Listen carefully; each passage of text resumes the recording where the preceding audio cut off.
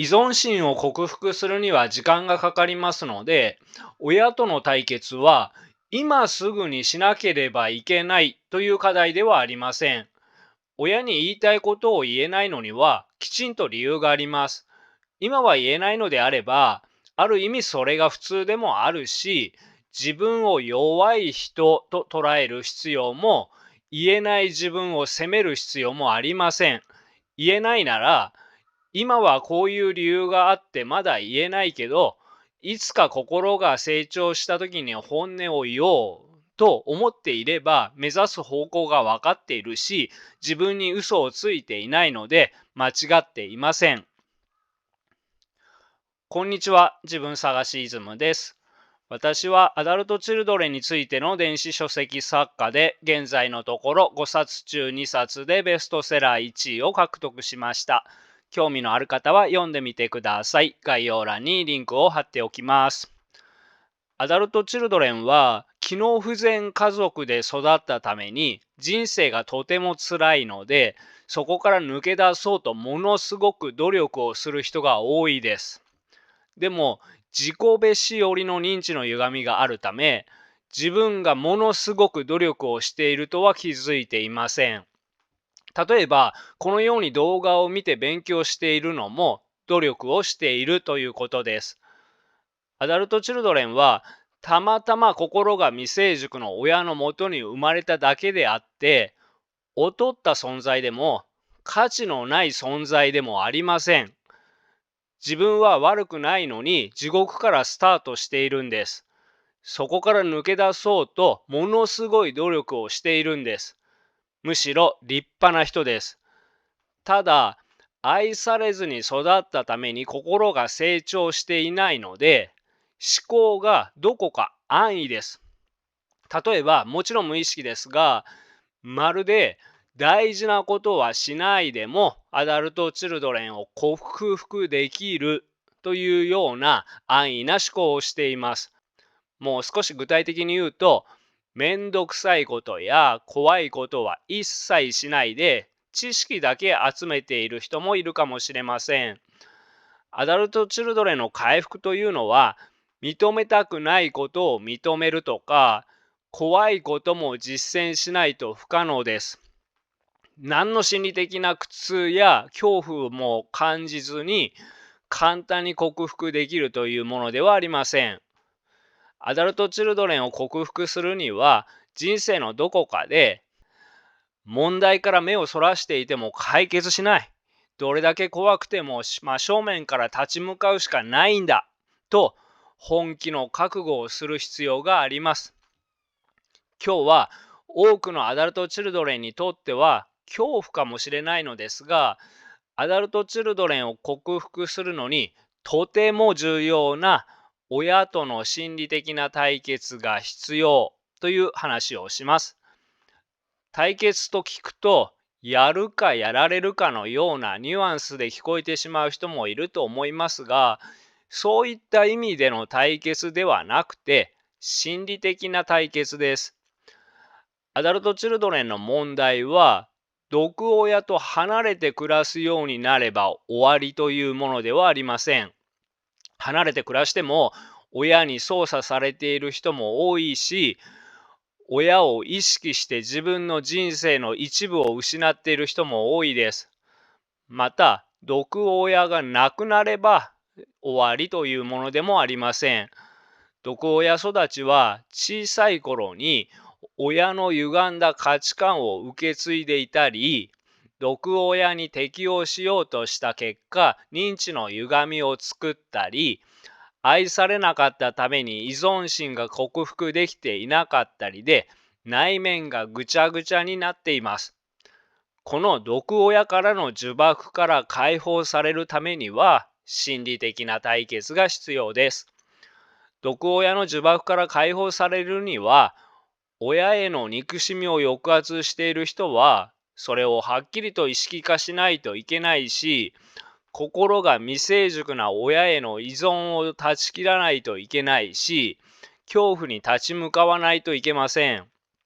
これはアダルトチルドレンにとってはとても大きな心理的な負担を伴います。だから成し遂げた時の効果も大きいのですが、心理的な負荷もとても大きいです。アダルトチルドレンを克服してやるという本気の気持ちにならないとまず無理です。軽い気持ちや安易な気持ちでは無理です。だからあえて対決という強い言葉を使っていますが、必ずしも正面からバチバチにやり合わなければいけないということを意味していません。自分の心の中で今でも恐れている親の影響から解放されることが目的です。ということで、今日の内容はアダルトチルドレンを克服するためにとても重要な話です。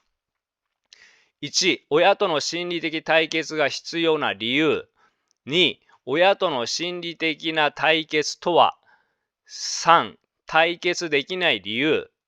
4、対決できるようになるには。5、ポイントの振り返りと補足。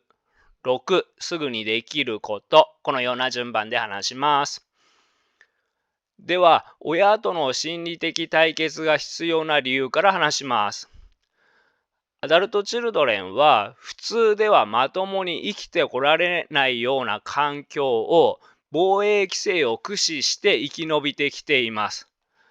防衛規制とは認めたくないことを意識しないでいいように無意識に追いやる抑圧とか、受け入れがたい現実を認めない否認とか、受け入れがたいことをもっともらしい理由をつけて正当化する合理化とか、自分の感情を本来の相手に向けずに別の人に向ける置き換えなどのことです。つまり自分にも周りにも嘘をついているということです。なので自分でも自分のことを分かっていない人が多いです。例えば親が毒親であってもその親に依存している人は親に嫌われることや怒られることが怖いので親への攻撃性や憎しみは意識できません。抑圧します。またある人は親が毒親であることや自分がアダルトチルドレンであることを認めずに否認しているかもしれません。また心が成長していないアダルトチルドレンにとって親との心理的対決は怖いことです。でも怖いのでできない。自分は勇気がなくて逃げているとは意識したくないので、そんなことをしても無駄だとか、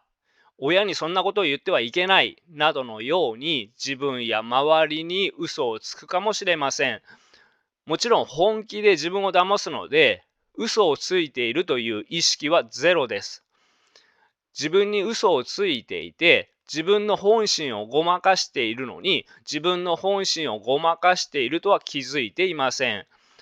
このようにいろいろな理由で親への憎しみを意識できなくても、あるものはあるので、その憎しみは日常生活の中でことあるごとに出てきてしまいます。例えば、親へ向けられない怒りを子供へ向けている人も多いです。つまり置き換えです。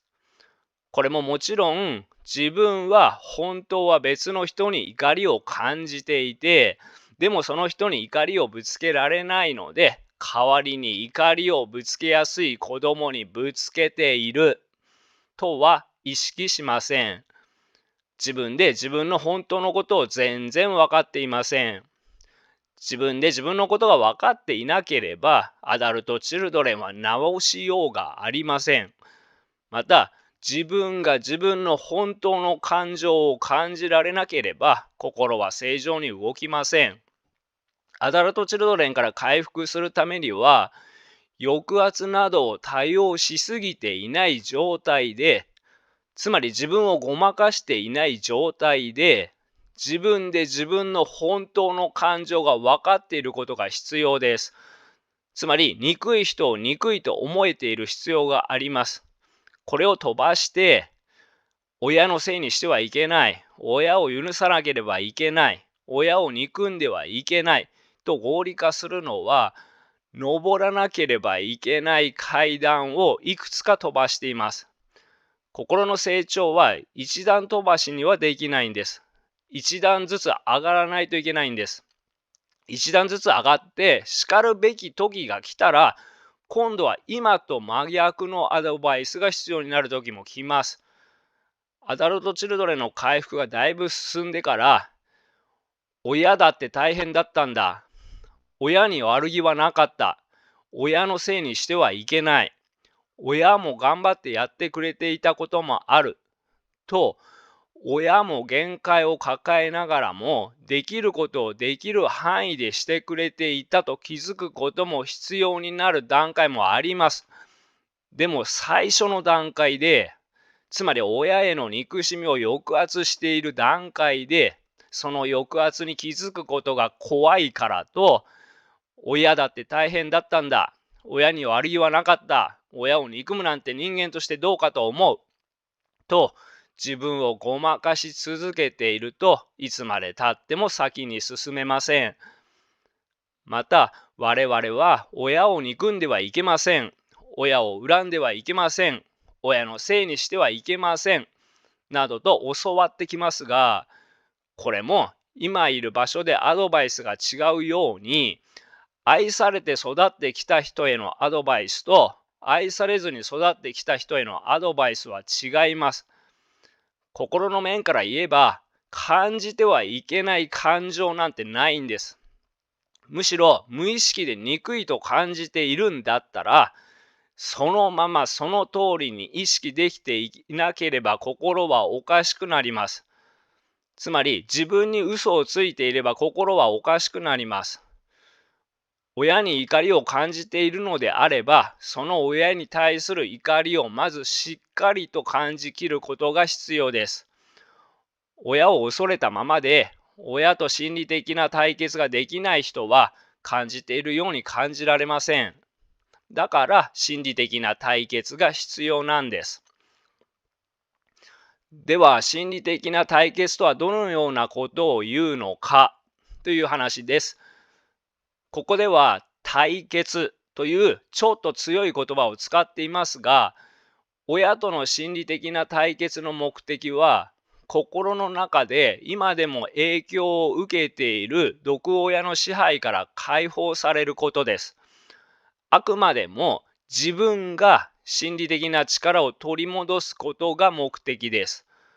なので、親を論破することや、親に理解してもらうことや、親に成長してもらうことが目的ではありません。自分が一人の独立した強い人間として自分の人生を楽しく生きていけるような自信を得ることが目的です。あくまでも自分のためです。たまに親に分かってもらうにはどうすればいいですかという質問をもらうことがありますが、親の問題は親の問題であって、こちらがどうこうすることはできません。親が自分から変わりたいと思っていなければ、周りが変えようとしても反発されるだけです。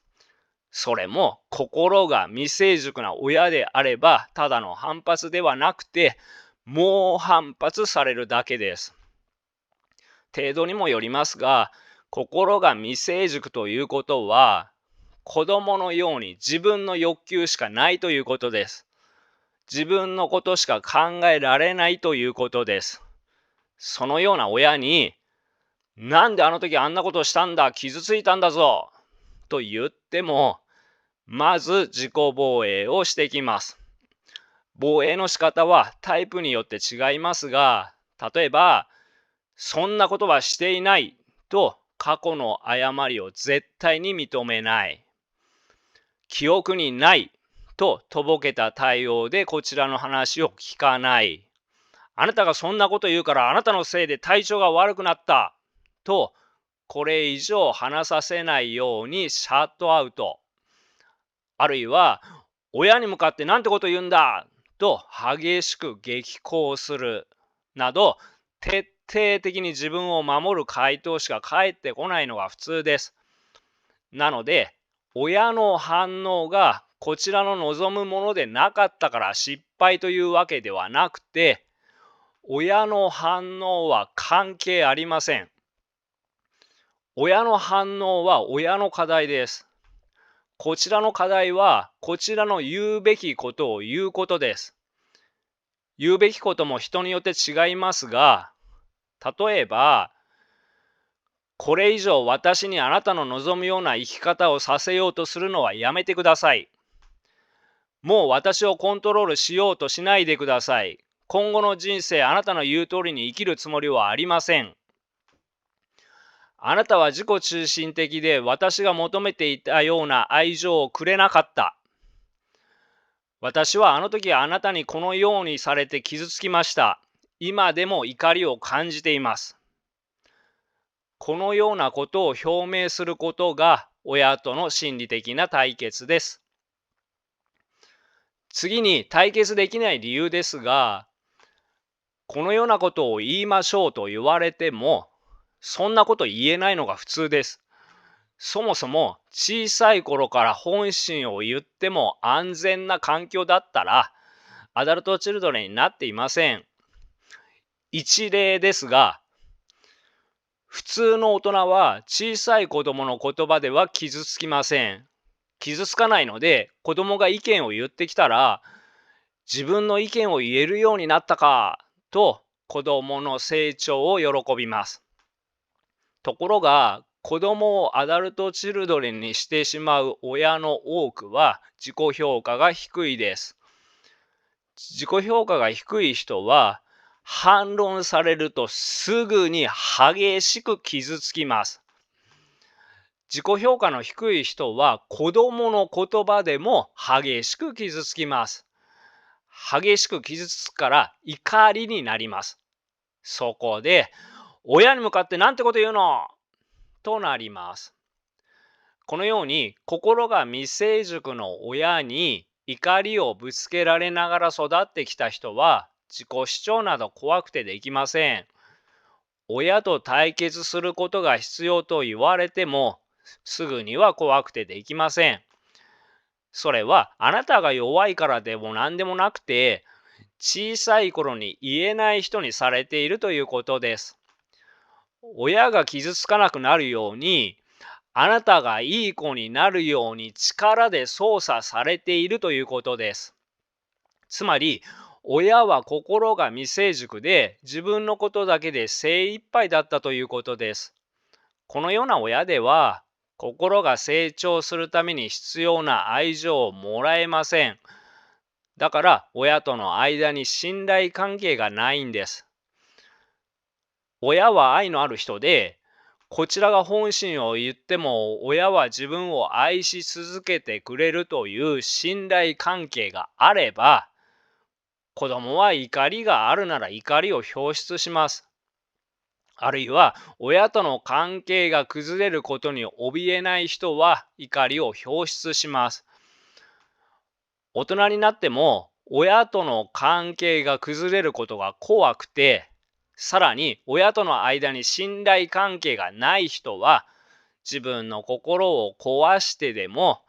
親に従順で親にとってのいい子を続けることしかできません。ではどうすれば対決できるようになるかですが、対決できるようになるために一番必要なことは依存心を克服することです。アダルトチルドレンにとってはこれはとても重要な課題です。依存心が克服できればアダルトチルドレンはだいぶ生きやすくなります。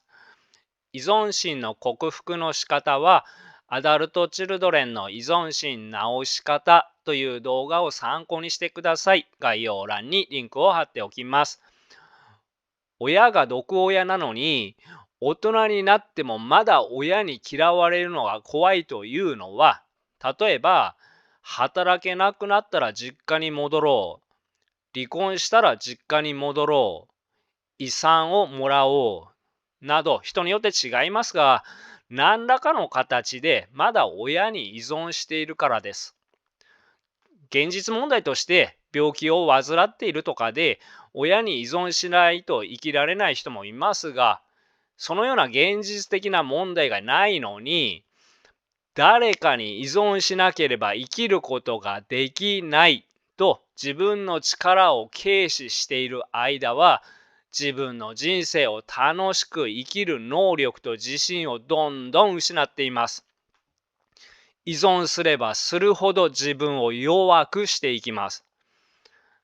誰かに操作される人生ではなく、自分の人生を楽しく生きていくのに必要なのは、嫌われてもいいと思える強さです。親への依存心がなくなるということは、一人で生きていくつもりになっているということです。一人で生きていくつもりなら、毒親に嫌われることは何も怖いことではありません。そして親は自分にとって悪影響しか与えないのであれば、自然と親から心が離れます。もちろん親が毒親ではなくて、愛されて育った人は親への気持ちを大切にする必要があります。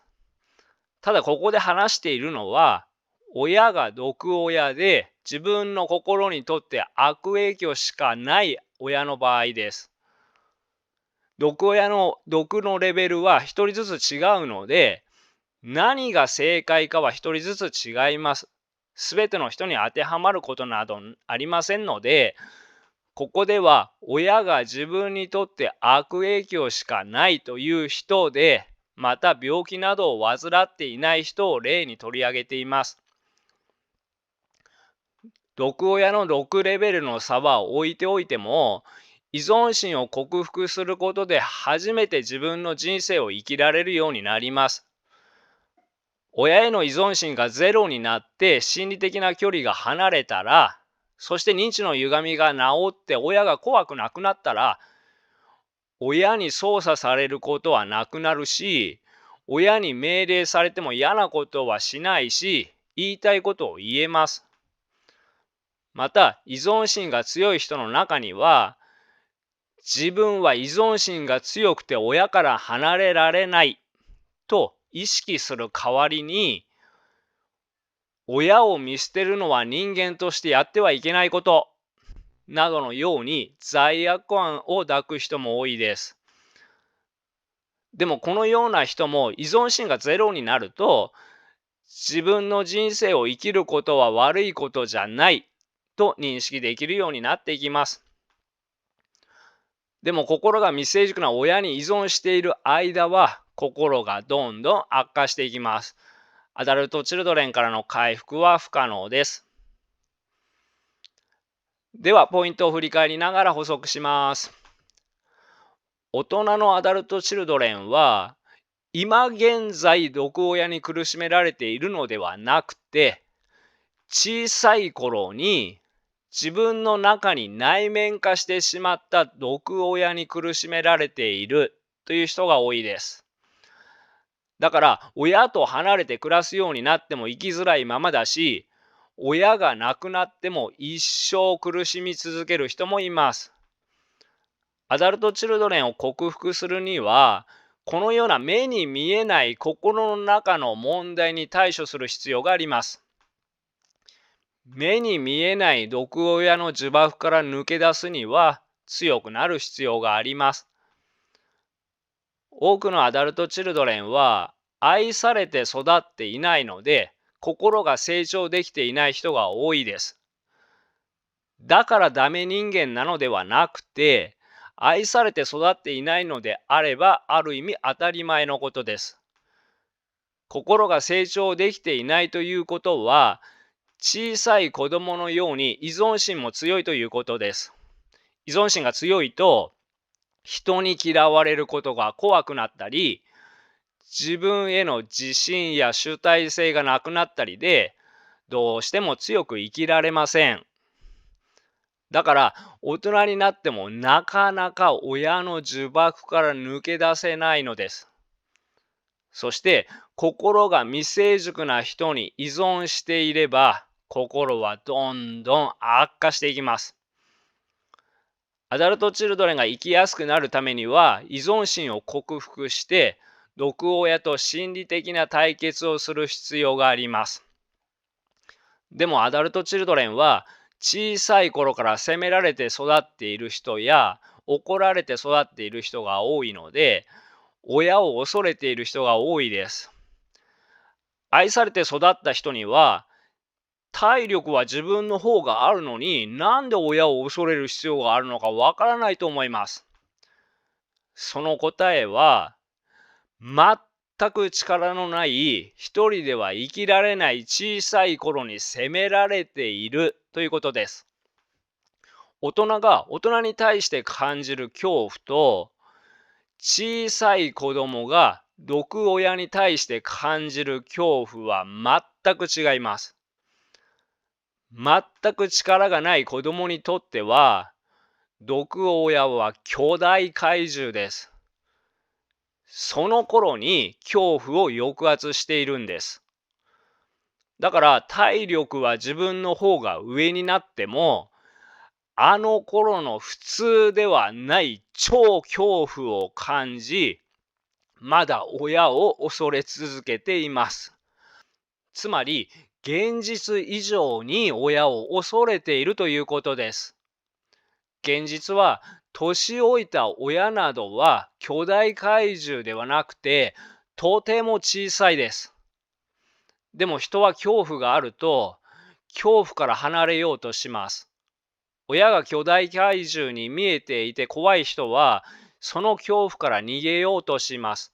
だから、親が本当はとても小さいということには気づけません。でも勉強したり、何かに気づいたり、心が成長したりして、親との心理的な対決ができると、ものすごく心が成長します。アダルトチルドレンは恐怖を乗り越えると、ものすごく成長します。そうは言っても、依存心を克服するには時間がかかりますので、親との対決は今すぐにしなければいけないという課題ではありません。親に言いたいことを言えないのにはきちんと理由があります。今は言えないのであれば、ある意味それが普通でもあるし、自分を弱い人と捉える必要も、言えない自分を責める必要もありません。言えないなら、今はこういう理由があってまだ言えないけど、いつか心が成長した時に本音を言おうと思っていれば、目指す方向が分かっているし、自分に嘘をついていないので間違っていません。でも、心の底では言えない自分をどこか責めていながら、それでいて自分は弱いと認められない人は合理化する人が出てきます。例えば、親を恨んではいけない、親の苦労を理解しないといけない、このように自分に言い聞かせるかもしれません。そして本当にそのように思い込みます。確かに親の苦労を理解することは必要ですが、理解することと正当化することは違います。怖いからといって、できないからといって正当化していると、そのうち行き詰まります。なので正当化するのではなく、今は言えないけど、いつか心が成長した時に本音を言おうと、自分にも周りにも嘘をつかない姿勢をとることが大切です。自分に嘘をつかないでいれば、自分に悪影響しか与えない親への依存心がなくなると、そして親を巨大な怪獣のように感じている認知の歪みがなくなったら、別に心理的に無理をしなくても、さらっと本当の自分の気持ちを言えるようになります。親に操作されなくなります。例えば子供を操作したがり、何でも首を突っ込んでくる親がいます。そのような親であれば、親に〇〇についてはどうなってるのと聞かれたときに、いや、それをあなたに話したところで、あんたにはどうすることもできないことだから話してもしょうがない。今その件で忙しいので、片付いたら話すわ。またね。と言えます。このように自分に悪影響しか与えない親への依存心がなくなると、嫌われたって何一つ不自由しないのだから、心が未成熟な親に操作されることはなくなります。自分の人生を生きられるようになります。このように言える状態は、親よりはるかに心が成長している状態です。このように自分の人生を生き始めると、今度は親が見捨てられ不安を作動し、嫌われることを恐れ出すかもしれません。親の態度が変わってくるかもしれません。依存心を克服して、心理的に親をはるかに超えると、親がとても小さい子供のように見えてきます。では、すぐにできることのコーナーですが、このコーナーは動画の一番最後にその日話した内容の中ですぐにできることを考えてから終わることにしています。今日の内容のすぐにできることは、親の価値観と自分の価値観を分けようです。親に反対意見を言えないからといって、何でもかんでも親の言うことを鵜呑みにするのではなく、これは親の考えであって、本当は自分はどう思うのかと考える習慣をつけましょう。また、過去のことを振り返って、親にこう言われてその通りにしたけど、本当は自分はこう思うというようなことをノートに書いて、親の価値観と自分の価値観は違うということをはっきりさせましょう。親の価値観と自分の価値観が違うことがはっきりしたら、次はなるべく自分の価値観に従う努力をしましょう。自分の人生の選択を親にさせないということです。何をするにも親の期待に沿おうとするのではなく、自分はどうしたいのかを選択の基準にしましょう。自分はどうしたいのかを選択の基準にできるかどうかも依存心が関わっています。依存心が強い間は自分の気持ちより相手の期待を優先にしてしまいます。アダルトチルドレンは依存心が克服できるとだいぶ生きやすくなります。依存心を克服することはとても大事な課題です。依存心の克服の仕方は、アダルトチルドレンの依存心直し方という動画や、甘えや依存心を克服しようという再生リストを参考にしてください。動画のすぐ下の概要欄にリンクを貼っておきます。アダルトチルドレンにとって親との心理的対決は自分を成長させる意味でも自分の人生を取り戻す意味でも生きやすくなるためにもとても重要な課題です。今後もアダルトチルドレンが生きやすくなるための情報を全力で配信していきますので、仲間になってくださる方、応援してくださる方は、ぜひチャンネル登録をお願いいたします。はい、最後までご視聴ありがとうございました。では、仲間の皆さん、よかったら高評価、チャンネル登録をよろしくお願いいたします。バイバイ。